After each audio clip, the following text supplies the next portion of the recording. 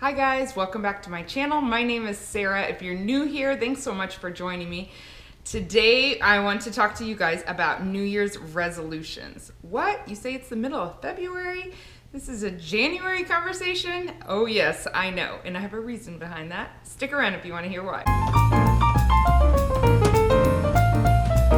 So the reason I want to talk about New Year's resolutions in February is I really did not want to be the person that came in and told you all these things I was gonna do, and it lasted 1 week and then it was over. So I wanted to make sure I got through a number of weeks of my New Year's resolutions before I came and told you what I was doing this year. I know some people are resolution people and some people are very much not. Some years I do like to make very specific goals of things I'm gonna do every day, and other years I do it a lot differently. But I do love goals. I like having goals in front of me because I feel like it's very important for me to come to the end of my life having accomplished some things that are important to me. If you have goals and dreams and you never take a step forward toward them, you're never gonna get closer to them. You have to kind of know your season with goals and resolutions or whatever you're talking about. I think you have to know your season. Some years I feel very overwhelmed and like there's not a lot of change I can make, although I may want to make a lot of change. And so I know one year I just decided I'm gonna try to floss my teeth every single day this year, and that's literally what I decided for the year. And I got some flossers that were easy to do, and I did it every single day, and it's been a habit ever since. And so sometimes it's just something really simple that moves me forward in an area I knew I had to change in my life. It sounds silly, but it's true. And then sometimes I make a goal like this year, I am going to finally do this. Last year for me, that was the year I decided I'm finally going to start this vlogging channel that I have wanted to do for years, and I keep putting off and putting off. And so I just decided in 2017, the year will not end without me doing it. I had already done a lot of research of what I wanted, but I spent the rest of that year up till the end of August when I finally started just doing more research and watching other channels, kind of figuring out what style do I like, what kind of style do I want to have. It took a while, and I did a lot of preparation for it, and I put it off as long as I felt I could, and then I finally started. So it was a goal, and I accomplished it, and yeah, that's what I did that year. This year, I had a number of goals that I kind of did the old-fashioned New Year's resolution style. So when I set some financial goals together that I'm not gonna share with you here, but we set some financial goals that we have for the year, and actually we do that a lot. I have some spiritual goals for myself. I'm not going to necessarily share those with you today either. And then I also had the physical side, and that's what I do want to share with you today. I made some goals about what I want to do this year physically for my body. As you probably know, I'm expecting my 9th child, and I just turned 39 very recently. So I've had a lot of pregnancies starting from when I was 25. The older I get, the more difficult it is for me to lose the baby weight after I have a baby. And so I really wanted to make a physical goal, not a weight goal or anything like that, but just a how I eat goal for the year. Just because it is more and more challenging for me to lose the baby weight, especially after I turned 30. My friends had told me that, and I didn't want them to believe them. That after you turn 30, the baby weight doesn't just melt off anymore, and it was very true, unfortunately. Just to give you a brief history, after my babies, after 30, I always have done some sort of eating plan. I'm kind of a rule person by nature, so I like to follow a plan or just have some set of guidelines, whether I make them myself or I follow somebody else's. I'm good at kind of like keeping with the rules and doing what I decided. And so I've done everything from Weight Watchers, which I never paid for, but I learned about and learned the points, and I was successful with that after one baby. I've done paleo, I've done exercise alone, which is not very effective for me. I've done whole food diet. That was not very effective for me either, only because I think I ate way too much. So I've used all those different ones, plus probably a couple more that I can't even remember right now. And about 3 years ago, I think I finally started what I had heard about for a long time, and that was Trim Healthy Mama. I liked it a lot because I could start it during my pregnancy. I was about 6 months pregnant at the time when I decided to start it. I did not buy a cookbook or anything. I just learned about it and started it. I did not do any of the special things that you can buy to do it. I just figured out what the plan was and did the plan. I noticed I was very successful with the plan when I was doing it 100%. When I would do it a little and then cheat here and there or whatever, it just really didn't work for me. It was really hard to get the weight off. After I had the baby, of course, I'm not trying to lose weight while I'm pregnant, but it is an eating plan that I can do while I'm pregnant that keeps me eating really healthy while I'm pregnant and keeps my weight gain from going too great. So I ended up sticking with that one. I have done it off and on, which, like I said, is not extremely effective in my case. So I've done it off and on, but this year I decided at the beginning of the year that I wanted to do it for a full year without really cheating at all. I know that sounds crazy, harsh, but like I said, I'm kind of a rule person and I like going all out. And so I really gave it a lot of thought. When I do goal setting, like, I'm kind of serious about it. I don't like to set goals that I'm not going to achieve. And most of the time when I set goals, I do them because I pick ones that are really important to me and then I put a lot of thought into it before I do it. This is not a Trim Healthy Mama commercial. I don't think it's the only way. I've obviously had success with a lot of other ways too, because most of the time I am able to get the baby weight off one way or the other.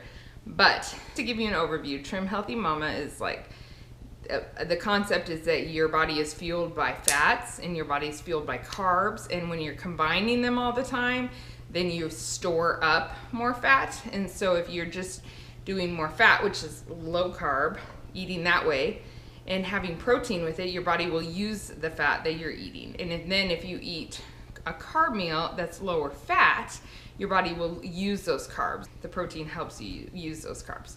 So you're separating your fat and your carb meals. And when I talk about carb meals, I'm not talking about like white rice and white bread and all that kind of thing. I am talking about beans, sprouted whole grain bread, brown rice. There are other things, but I can't even think about them right now. The thing I like about it for during pregnancy and nursing is that I feel like I'm eating a pretty well-balanced diet. I'm just separating those fuels, if that makes sense. So it's something that I feel like is not dangerous for me to eat at all when I'm pregnant or nursing.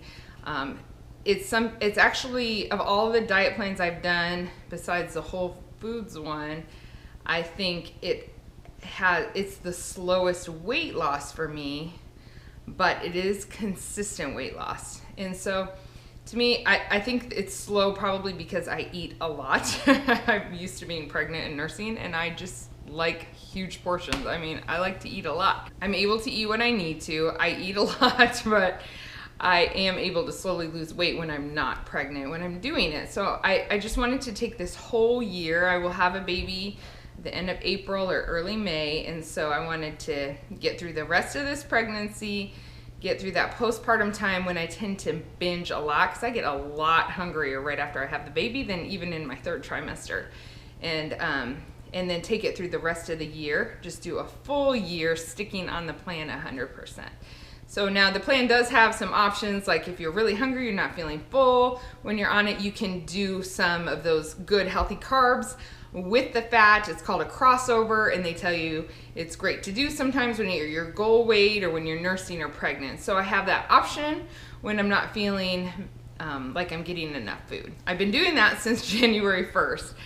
It did involve me giving up my Diet Coke, which I will talk about in a second. But I have had a lot of success with it. I did have to cheat once with my glucose test, and my blood sugar was sky high. It was near the end of January. I took the pregnancy glucose screening test to check for gestational diabetes, and because I had been low carb, it's a pretty low carb diet, really. Because I had been pretty low carb for the whole month, my blood sugar was way out of range. It was extremely high. My body just did not know what to do with that straight up sugar Basically, Trim Healthy Mama is low glucose diet. You don't have those sugar spikes at all because the carbs you are eating are not sugar spiking carbs. And so my body really didn't know what to do with it. I did some research about it and found out that it's really common for people that are low carb to fail the test. So I talked to my doctor and he told me to go ahead and get a glucose machine, a glucometer, and check my blood sugar, my fasting blood sugar in the morning, and then check my blood sugar 2 hours after each meal for a week and send in my numbers. My numbers have been fantastic, and I did not doubt that they would be because I'm eating basically like a diabetic would eat. And so I am not seeing I have not even seen one number that's out of range. So that's great. It just wasn't great for the glucose screening test. So when I am not eating sugar, which I am not eating at all, I do a whole lot better in my pregnancies with my heartburn and indigestion, which has gotten worse with age. It was bad with my first pregnancy, and it's gotten progressively worse with each one. But I noticed so much of a difference when I'm off of sugar. In December, I had gained about 2 pounds a week. It is just so much easier when you're older to gain the weight and so much harder to lose it for some reason. But I had been gaining really fast, and I did not want to gain too much because I know how hard it is to lose afterward. And I know exactly where my body needs to go to. I've given birth a lot of times, and my body always kind of goes to that same weight. And at the rate I was starting to climb, because I had not lost all my baby weight when I got pregnant this time, these two are pretty close together, I knew that I was going to go above my normal, and I really didn't want to do that. And so this eating plan that I'm on has helped me to not gain weight this whole last month, 6 weeks. I don't get on the scale all the time, but when I do, I noticed initially that I dropped 2 pounds, which is fine. Don't worry about me because, like I said, I gained way too much in December. So I dropped those 2 pounds, and then I have remained steady since then. And I feel so much better. I just feel so much better. So I'm really glad about that. They do have a lot of sweeteners on this plan that are like more natural sweeteners. When I've done the diet in the past, I have never really used them. I just tried to go without sweet things at all. And that's one thing I decided to do differently if I'm going to try to do this for a full year.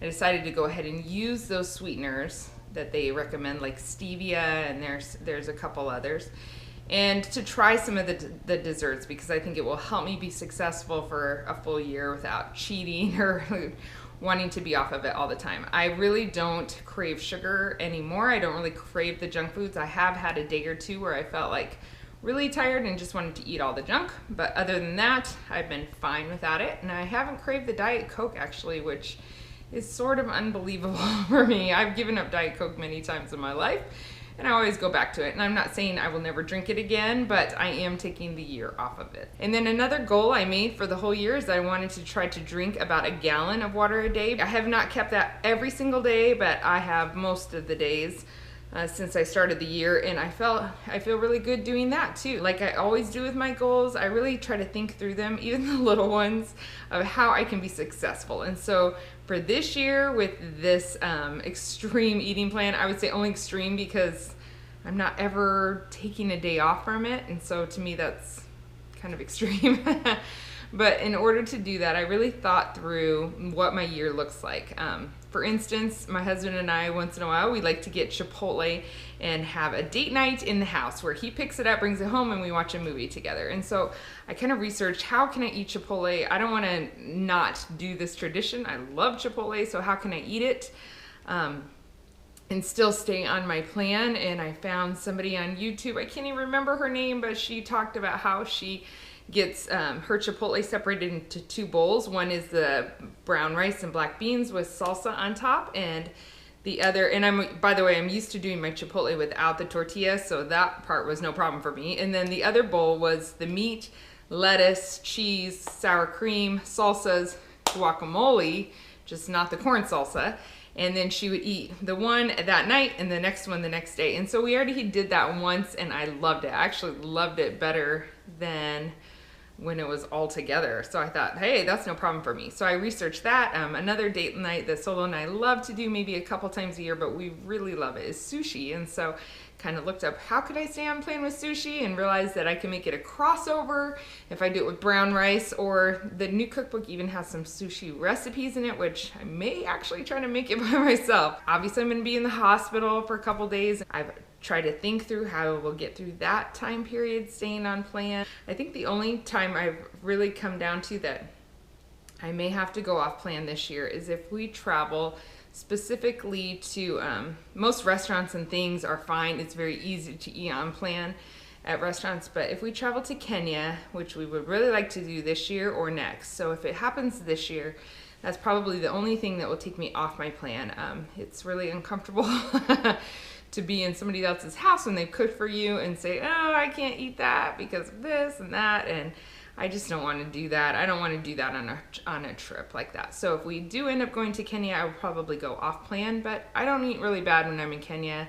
They eat really well there, so not too worried about that. That's the only exception I'll make. And so I really like to think through my goals, what the year looks like, and how I can best attain them. And so that's how I did it with this. Thanks for listening to my rant on what I'm doing this year and how I like to do New Year's resolutions, or more specifically goals, in front of me all the time. So thank you guys, and we'll talk to you later. Bye.